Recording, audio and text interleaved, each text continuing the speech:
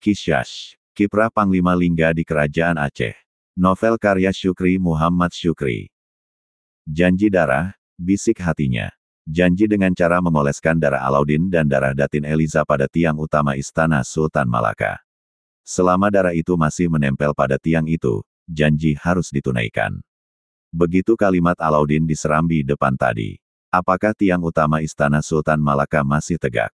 Bisik hati Dato Ibrahim. Aha, Dato Ibrahim menemukan alasan jitu untuk meyakinkan Alauddin.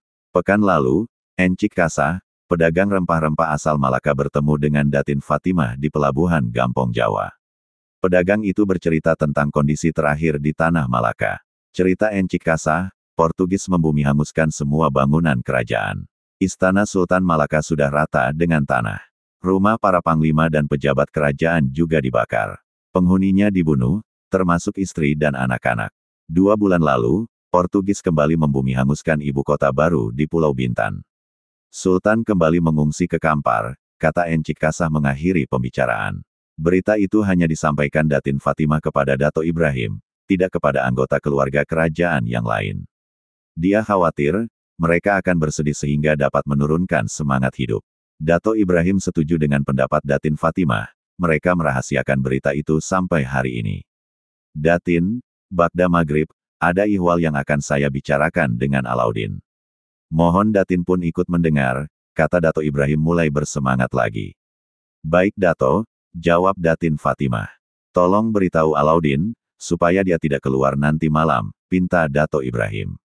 Baik, akan segera saya sampaikan, kata Datin Fatimah sambil berlalu dari depan Dato Ibrahim.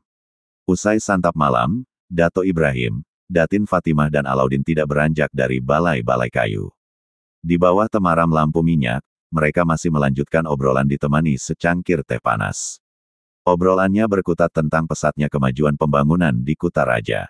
Dato, kenapa orang kaya Sri Maharaja bertanya tentang calon pendamping?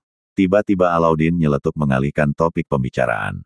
Begini, jawab Dato Ibrahim sambil membetulkan posisi duduknya. Saya dan orang kaya akan menjodohkan Anda dengan putri bungsu Putera Mahkota, tambah Dato Ibrahim. Saya sudah punya calon, Datin Eliza.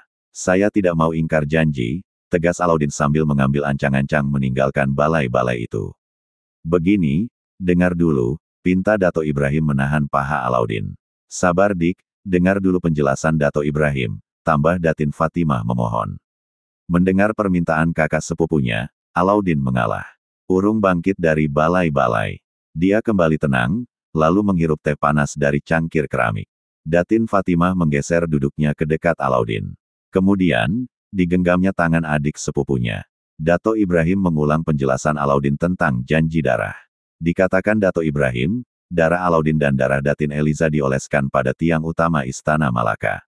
Selama darah itu masih menempel di sana, janji untuk hidup bersama harus diwujudkan, kapan dan dalam situasi apapun. Benar begitu Alauddin? Tanya Dato Ibrahim. Benar Dato, jawab Alauddin datar.